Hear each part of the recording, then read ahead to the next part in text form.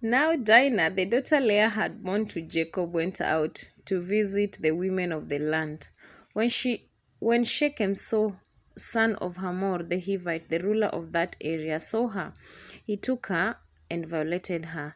His heart was drawn to Dinah, daughter of Jacob, and he loved the girl and spoke tenderly to her. And Shechem said to his father Hamor, "Get me this girl as my wife." When Jacob heard that his daughter Dinah had been defiled, his sons were in the fields with his livestock, so he kept quiet about it until they came home. Then Shechem's father Hamor went out to talk with Jacob. Now Jacob's sons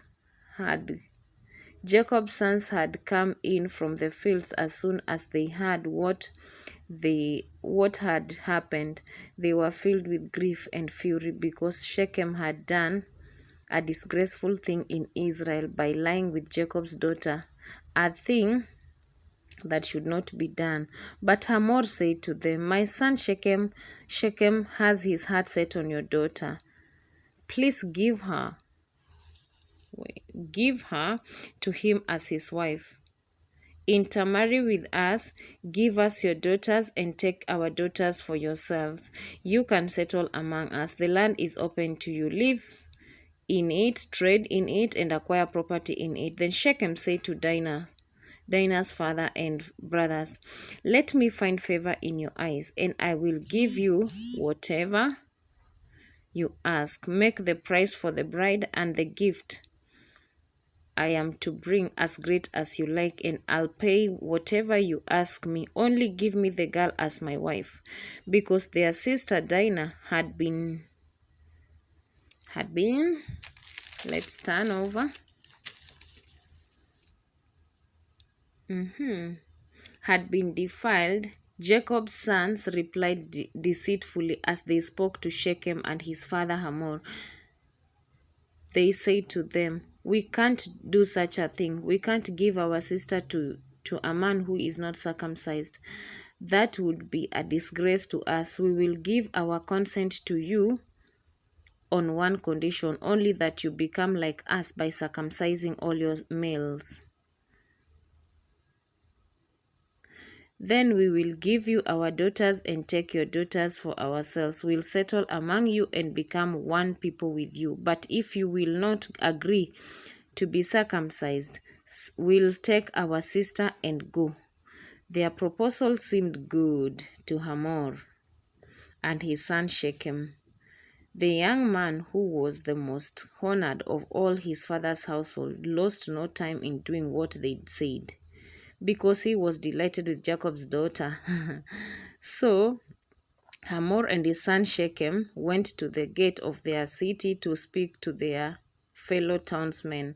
"These men are friendly to us," they said. Let them live in our land and trade in it,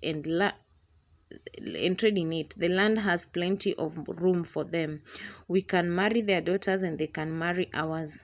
But the men will consent to live with us as one people only on condition that our males be circumcised, as they themselves are. Won't their livestock, their property on all their other animals become ours? So let us give our consent to them, and they will settle among us." All the men who went out of the city gate agreed with Hamor and his son Shechem. And Shechem and every male in the city was circumcised. 3 days later, while all of them were still in pain, 2 of Jacob's sons, Simeon and Levi, Dinah's brothers, took their swords and attacked the unsuspecting city, killing every male. They put Hamor and his son Shechem to the sword and took Dinah from Shechem's house and left. The sons of Jacob came upon the dead bodies. And looted the city where their sister had been defiled. They seized their flocks and herds and donkeys and everything else of theirs in the city and out in the fields. They carried off all their wealth and all their women and their children, taking as plunder everything in the houses. Then Jacob said to Simeon and Levi, "You have brought trouble on me by making me a stench to the Canaanites and the Perizzites, the people living in this land. We are few in number, and if they join forces against me and attack me, I and my household will be destroyed." But they replied, Should he have treated our sister like a prostitute? And so that is chapter 34. God bless you for listening and watching. God bless you a lot. So we are going to chapter 35 in the next reading. In this place, we are seeing Levi and Simeon very unforgiving, because it seems like Jacob had agreed to the condition.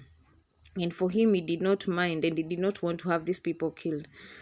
But Simeon and Levi went ahead and attacked the Canaanites and the Perizzites, and they killed all the male by deceiving them because of the sin that they did to their sister. So God bless you for listening. We are going to chapter 35 and see you in the next reading.